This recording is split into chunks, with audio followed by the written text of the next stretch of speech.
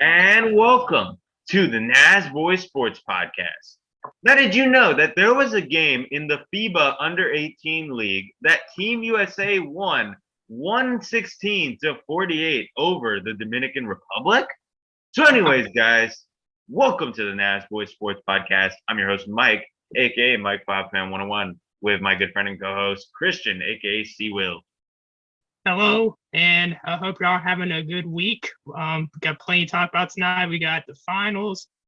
We got baseball, college, and professional. So we got a good bit to talk about tonight. Yeah, so let's kick it off with the NBA Finals. Obviously, they are still going on. The series is tied at the moment of recording this 2-2, but game 5 will be set to be played on Monday, June 13th, and we are recording this Sunday, June 12th. Overall, this has been a pretty interesting series, somewhat. The last game was a bit closer. Game 4 was a bit closer from what I saw, but unfortunately, I missed it all because I had to work, and then that took forever. So that was very unfortunate because it looked like the best game of the series so far, but Warriors won by 10, 107 to 97. They're looking all right, I guess. Stephen Curry, he really stepped up. I think he had a 40 bomb, if I'm correct. I'm about to look at the stats. And I was correct. He did have 43 points, 10 rebounds, and 4 assists with 5 turnovers, which is not great. But you know what? A 40 bomb plus 10 rebounds and trying to see his assists. 4 assists, that's pretty good. This is, in my opinion, it's a must-win for both of these teams because they definitely both need to get that edge. I hope it's not a blowout like the last couple of games have been. I really am hoping for a close game, but we'll see what happens. Yeah, this has been a fun final so far. I mean, the first 2 games were blowouts. Game 3, 16-point win by the Celtics at home, and then honestly, I thought the Celtics, the way they played in Game 3, I thought they'd take Game 4 as well. But the Warriors won Game 4 by 10. Steph Curry's been right now, of course, if the Warriors are going to win the finals, then he would be the MVP right now. But the Warriors have been pretty decent. Klay Thompson hasn't had a good finals, but he's hit some shots. Jordan Poole's not been the best guard, of course, but he's been playing pretty consistently as well. And then Andrew Wiggins, he's been having some good games. Draymond Green, the most overrated player in the league. I don't get why people think he should be in the Hall of Fame, or even an All-Star, in my opinion. But Celtics, Jason Tatum's been playing at a high level, which he has this entire playoffs. Jaylen Brown has been too. And they have a great defense. But we've seen a lot of physicality in this series, and I think Game 5 will be very physical as well. And the Warriors are at home in Game 5, so I think that this one will actually be a very close one. I think Game 5 will go into overtime, but I could see the Warriors pulling away with this series starting Game 5. But who knows? I could see this going 7. Yeah, I definitely could agree. Like I said, I picked the Warriors in 6, but I also said potentially 7. Draymond, man, he's been overrated. Like, I knew he was somewhat overrated. People do overhype Draymond. I didn't think he was a bad player, but this finals, I don't know what he's doing. He's had more or as many personal fouls as he does points. What in one stat I checked. So that's really, really bad. There's been stuff of him missing layups. Even his own mom had to call him out. Like, what is my son doing? Like, bro, how is your own mom gonna call you out? But yeah, I definitely got to agree with the other points. Klay Thompson's been a little off, but I'm not entirely sure if that's because he's still trying to get used to the injury or his post-injury, or if he's just having an off season. But Klay Thompson has been looking a little bit different than he has been in the past few years. Yeah. Some other thing in basketball is that, Christian, your Hornets actually hired the Warriors' assistant Kenny Atkinson to be their next head coach, which I think is a good move. W's. Hopefully he can turn this team around. I feel like he definitely brings. He's a veteran coach. He's been coaching for a long, long time. So Yeah, we'll see how things go. The last couple of coaches the Hornets have not had a whole lot of experience, but Atkinson has, and I feel like he's a great hire for the Hornets for sure. definitely a great hire. Now, is there any more NBA news? I think that's it, unless you want to talk about something else, but I guess we're done. All right, so moving on to the NHL, the Stanley Cup Finals have been decided. The battle for the Stanley Cup, it's going to be the Colorado Avalanche versus the Tampa Bay Lightning. The Avalanche swept the Edmonton Oilers, which I predicted the Avalanche to win that series. And man, the Avalanche, if I'm correct, they averaged like 5 goals per game in that series. They were just on fire offensively. With the Avalanche, like their defenseman, Maker, he had 3 goals. Cale Makar. Cale Makar. Thanks for the correction there. He has 3 goals, 10 assists in the playoffs so far. And then Nathan McKinnon, 8 goals and 5 assists. And even though the Oilers have Connor McDavid, they just couldn't get done. They had a couple close games, but the Avalanche would pull away. And then, of course, the Lightning beating the Rangers. That was very sad to see. Lightning go to their 3rd straight Stanley Cup. So I'm hoping that the Avalanche could beat the Lightning, but I think it's going to be a fun series. Rangers won the first 2 games at home to start off that series against the Lightning, and then they lost every game after that. So, yeah, the Rangers choked. They did. What was your thoughts on the Rangers and Lightning series? I didn't really get a chance to watch it because I was busy with other stuff, but I am very disappointed with the Lightning going. I knew I was going to be disappointed either way because, like I said, the Rangers swept or beat the Penguins in 7. And then the Lightning, I just straight up did not want them to go to the Stanley Cup, but they ended up going to the Stanley Cup anyway. For my thoughts on the Stanley Cup, I think that this is going to be a great final series. These 2 teams are definitely great teams. They're high scorers. I'm gonna go with the Avalanche winning it in 7. Yeah, so with the Avalanche and Lightning series, they start game 1 on Wednesday, and thankfully all the games are on ABC, so I will be able to see like pretty much most of them because I have local channels on one of those ABC. But regardless, I think it's going to be a close series. I don't see it going 7, but I could see the Avalanche winning this in 6. The Lightning, one of their players, Nikita Kucherov, he has 7 goals and 16 assists in this playoffs. But I think the matchup between him and Cale Makar is going to be pretty cool.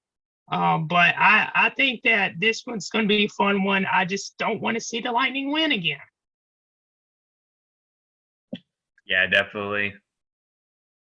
So I guess now we could move on to Major League Baseball. Not a whole lot of crazy things. We have seen a little bit of some shifts in the standings. My Atlanta Braves, for example, have won 11 straight games to pull within 5 of the New York Mets at the top of the NL East. So my Braves are on fire right now. But it's going to be interesting to see if Braves can catch the Mets. The Mets just had an amazing season. The Braves have turned things around the last couple of weeks. But yeah, with Major League Baseball, none real crazy going on. It is summertime. One thing that I did find kind of cool, Yadier Molina, he pitched at the end of a game, I think it was like last week for the Cardinals. I think they're playing either the Blue Jays, I think, or the Tigers. I don't remember which one, but he actually had his first career strikeout, and he's been in the league for 17 years. And Cardinal fans here in St. Pete enjoying this. There's a look at his career line as a pitcher. We saw him in the era of Ollie Marmol, and so I guess this is what it was all about. Let me come in and finish it up. And a base hit against the shift.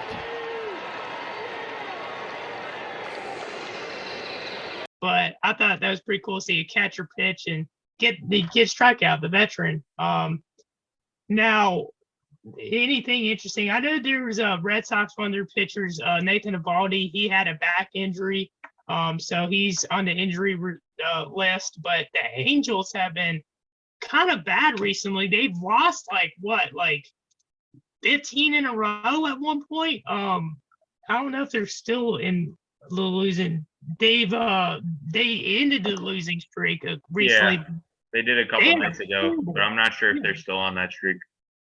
Yeah, they had a horrible losing streak. They dropped to third in the AL West. They went back under 500 to 29-33, and they're 9 games behind Houston when they were like 2 at one point. So, yeah, Angels, maybe we'll see them turn things around. But the Texas Rangers, out of nowhere, jumping up to second in that division. They're 28-31 now. So the Rangers may have turned things around. Meanwhile, all the other standings have been pretty much the same since the last time we covered the standings. I know my St. Louis Cardinals have moved up to the top of the NL Central, so that's pretty cool. But yeah, we've seen like the Pirates were moving up. They've lost 6 straight. Cubs lost 6 straight. They're on the downfall.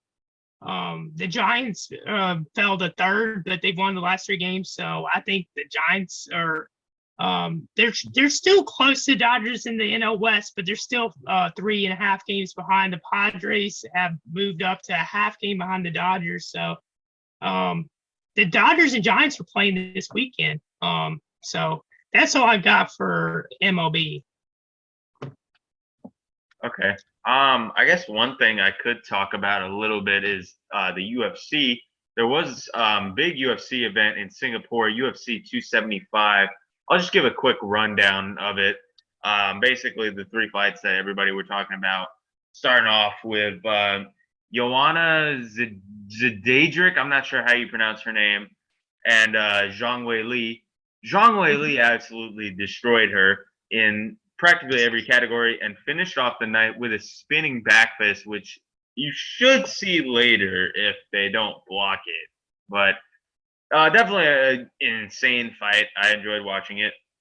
Next up, we have Valentina Shevchenko versus Talia Santos, or Talia. I'm not sure how you pronounce her name exactly because I thought it was Talia. But anyways, I thought Santos won the fight, but I have to look at the stats really quick because a lot of people were saying Shevchenko outstriked her or outstruck her. I'm not entirely sure. But yeah, I'm looking at the stats right now. But at the beginning, I thought Santos won, and those people are correct. Shevchenko did outstrike Santos 234 to 128. She landed more significant strikes, and they landed the same amount of takedowns, but Santos had more submission attempts. So I guess I can understand this decision, but still a little bit on the fence. I feel like it could have been a draw. And then the main event of the evening was Glover Teixeira versus Jiri Prochazka, I think is how you pronounce his name. Jiri defeated Glover with a submission with 30 seconds left in the fight. I wish Glover didn't tap. I was really rooting for him. He's 42 and he was a UFC champion, and then Jiri defeated him, which is absolutely insane. And Glover still wants to keep going. Definitely an insane fight all around. It had everything you were looking for in a mixed martial arts fight: striking, ground game, bleeding. It was awesome, dude. Probably contender for fight of the year without a doubt. That was a good fight. I did see that one. It's insane. He's 42 years old and still fighting, man. But yeah, was there any other matchups by any chance? Just the undercards, but I didn't watch the undercards. I just watched the main fight. Okay. Or fights. Now, before we get into college baseball, which the College World Series coming up, I just thought we'd maybe talk about some boxing, YouTube boxing, later on this year. Announced last week, Anisan Gibb is fighting Austin McBroom in July. If I'm correct, it's either July the 13th or something like that. It's either 13th or 31. I know it's coming up. Definitely 2 big YouTube stars going at it in the ring. Do you have any predictions for that? I think Gibb was good. I think he was good. I remember he had like a controversy in the last YouTube boxing event. He's gonna fight McBroom. I hear Austin McBroom is a scumbag. There's just been several stories about it. So I really hope that he loses. I'm gonna go with Gibb, but Austin McBroom looked pretty good against Bryce Hall, even though that's not very hard to do because Bryce Hall is kind of a wimp.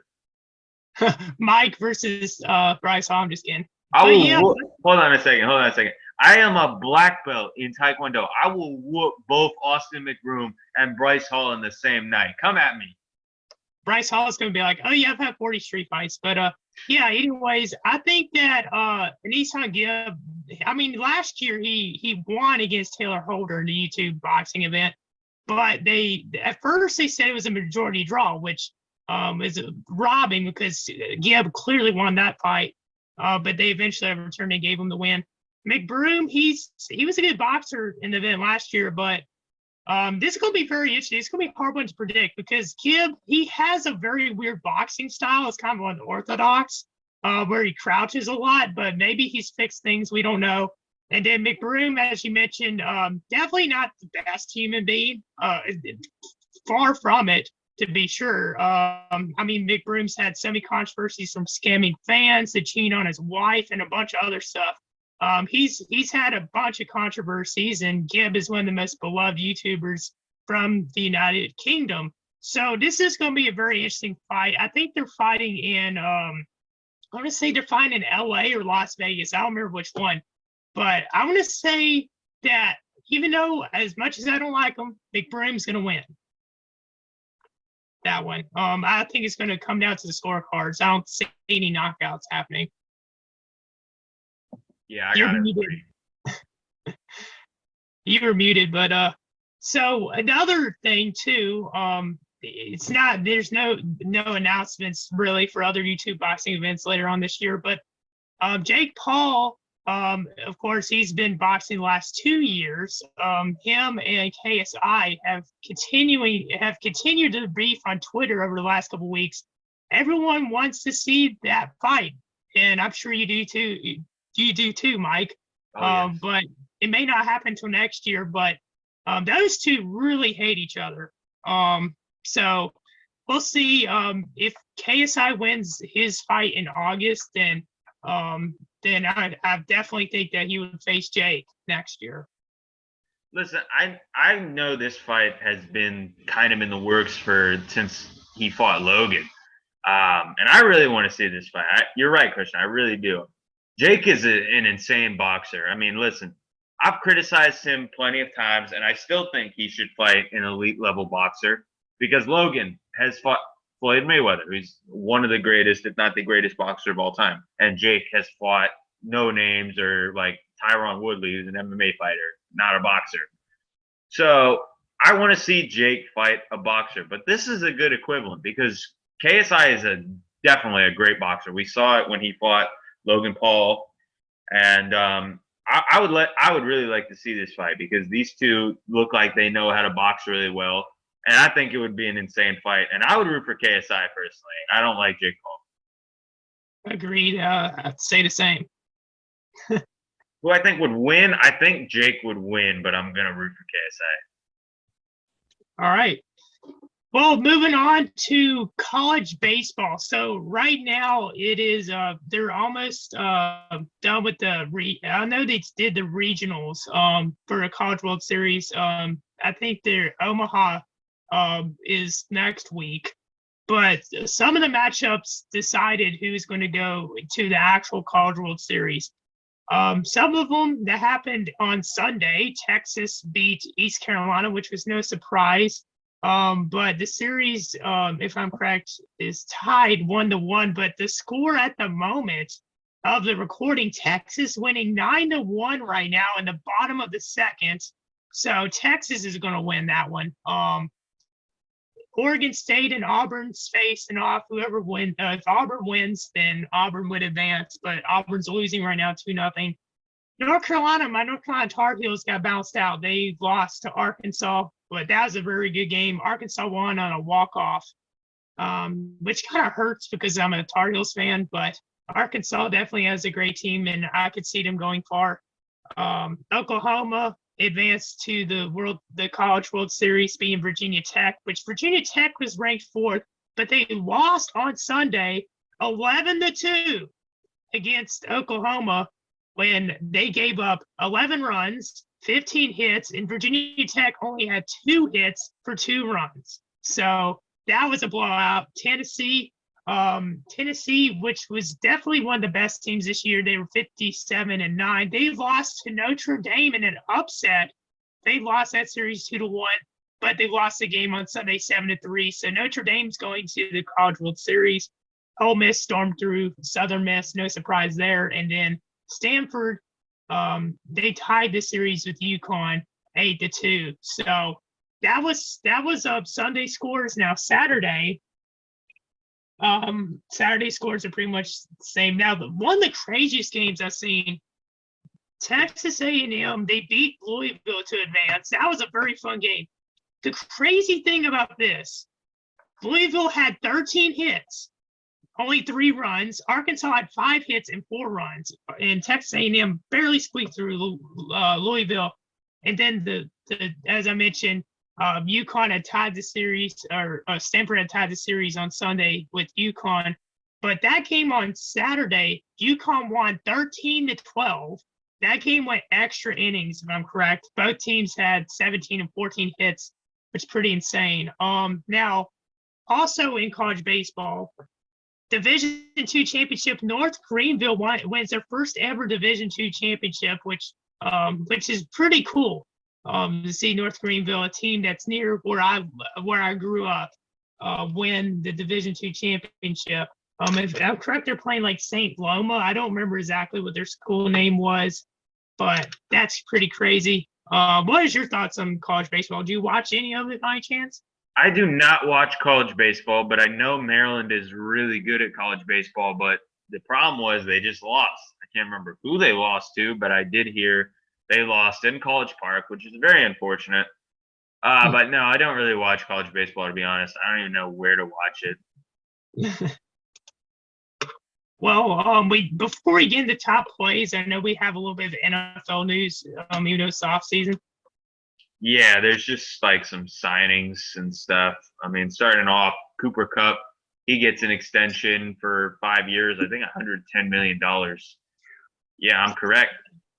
That's a great move for the Rams. And he wore a Matthew Stafford jersey, just I guess to say thank you for helping him get that extension, which is definitely a great move for the Rams.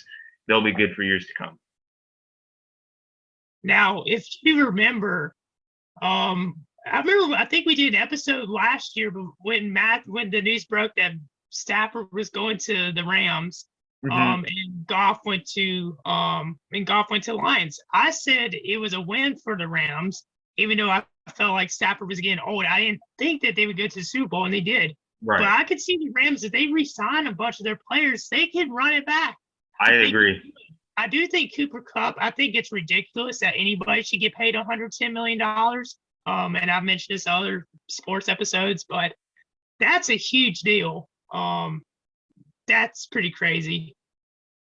And speaking of money, we got Jack Del Rio getting fined $100K for calling the January 6th riots a dust-up. Okay, I'm not going to get into my opinions on this because this is kind of political, but yeah. Why was this even referred to? This is football.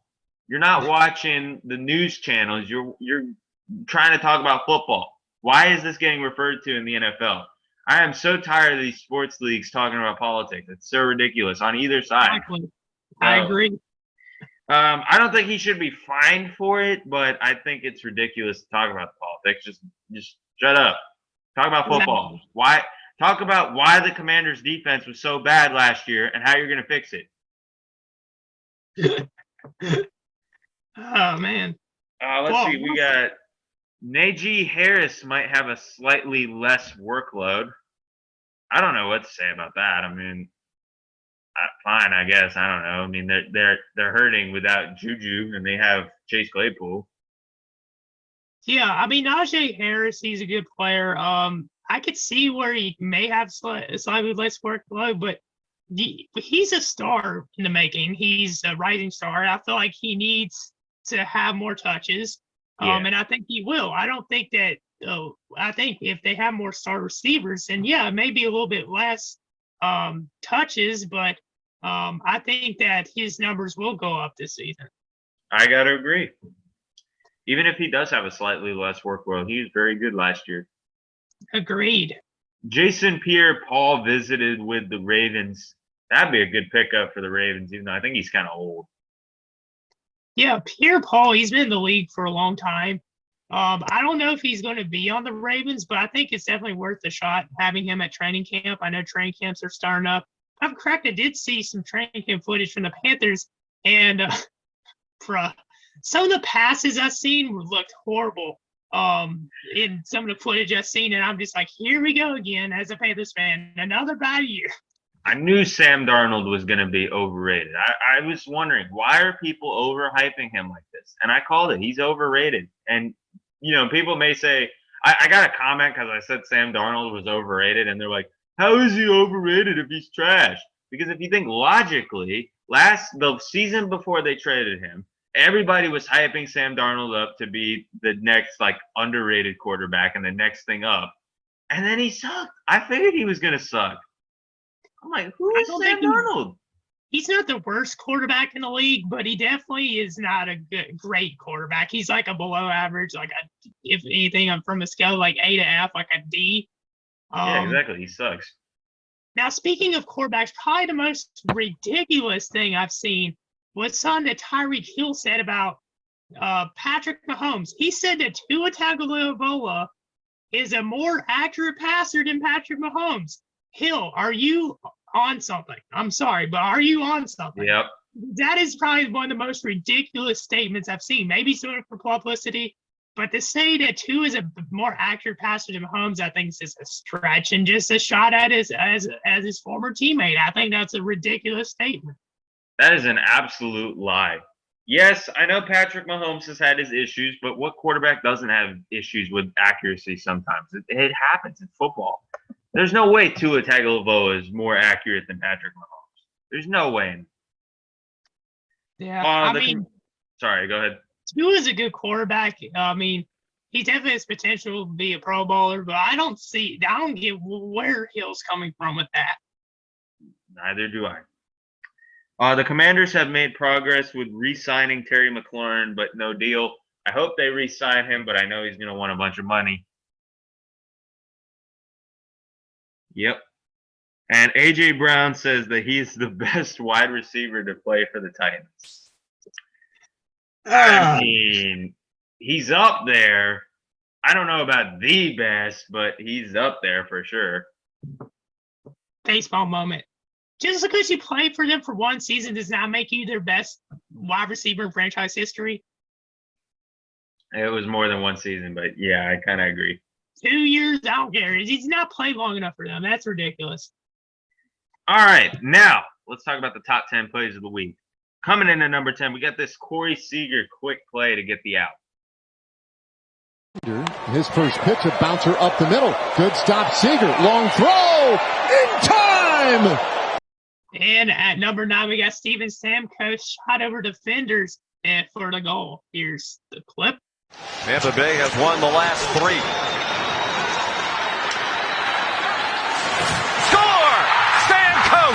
Let it fly. In at number 8, Marcus Smart, left-hand half-court shot.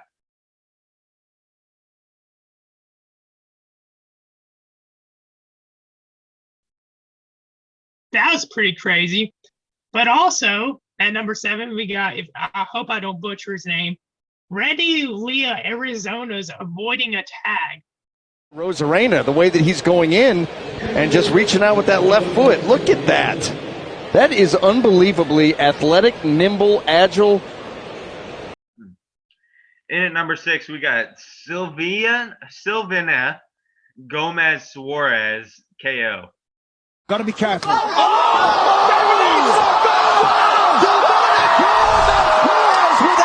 Vanna White. At number 5, we got Jack Malone from North Greenville making this insane diving catch. Stringer sits back on this one, down the line, and it's Malone doing it again. Jack Malone. In at number 4, another amazing catch, but on the football side, Antonio Gandy Golden one-handed catch.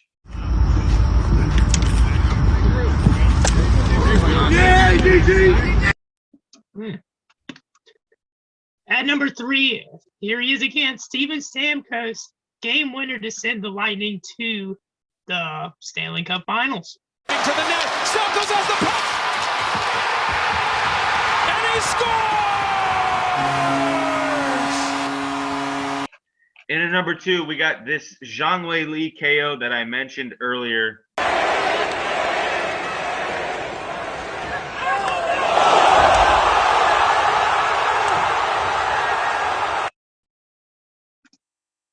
Yep.